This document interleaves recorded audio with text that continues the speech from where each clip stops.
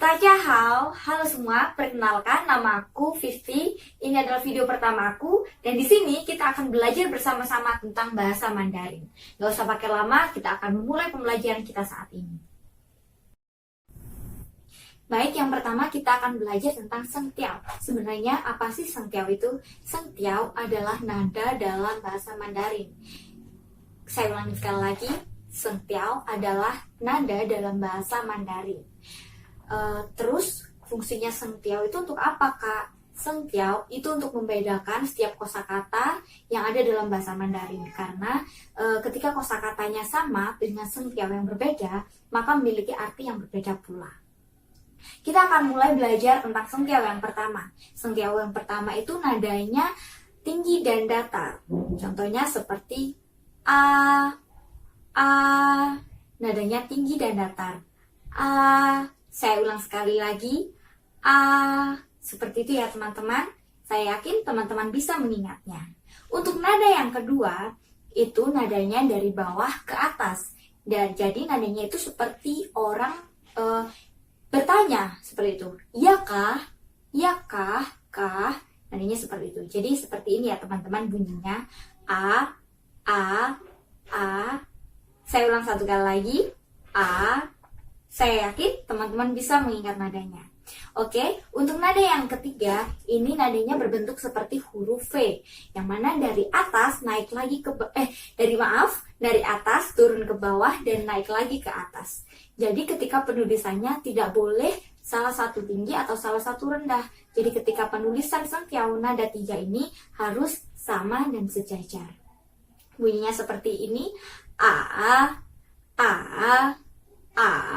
jadi seperti ada cengkokannya. Saya ulang satu kali lagi, seperti itu ya teman-teman. Untuk nada yang keempat, ini nadanya itu seperti membentak seseorang. Jadi nadanya dari atas turun lagi ke bawah, seperti ini. A. Tadi saya menyebutkan hanya 4 nada dan ada tambahannya yaitu nada netral, yang mana nada ini itu ketika dibunyikan nadanya itu menjadi lebih pelan gitu. Saya berikan contohnya dari nada yang pertama.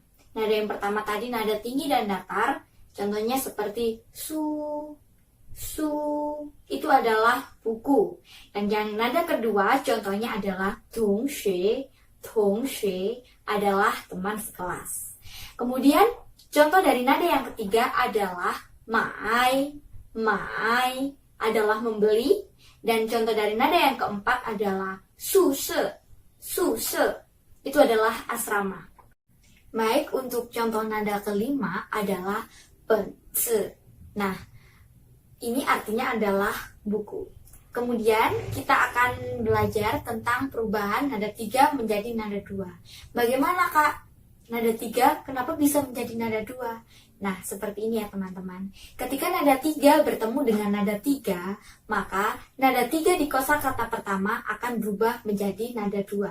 Contohnya adalah ni hao. Itu adalah nada 3 dan nada 3. Nah, karena ni hao tadi adalah nada 3 dan bertemu nada 3, kita membacanya, kita mengatakannya menjadi ni hao. Itu adalah halo, seperti itu. Contoh lainnya adalah wo hen hao. Semuanya itu adalah nada 3. Jadi kan 3 kosakata adalah nada 3. Jadi kosakata yang pertama, kosakata yang kedua diganti atau dirubah menjadi nada 2. Jadi wo hen hao, seperti itu ya. Itu artinya adalah saya baik-baik saja. Tadi saya menjelaskan bahwa ketika kosakatanya sama tetapi dengan sengtiao yang berbeda, itu akan memiliki arti yang berbeda. Saya akan beri contohnya. Nada yang pertama, she. Nada yang kedua, she. Nada yang ketiga, she. Nada yang keempat, she. Dan mereka ini memiliki arti yang berbeda. She adalah guru, lao shi itu adalah guru. Kemudian shi itu adalah angka 10, shi itu adalah babi, dan kemudian yang terakhir adalah shi adalah masalah. Jadi kita harus berhati-hati dalam pengucapan bahasa Mandarin karena ketika kita salah mengucapkan nadanya, itu juga memiliki arti yang berbeda. Baik, sekian penjelasan dari saya.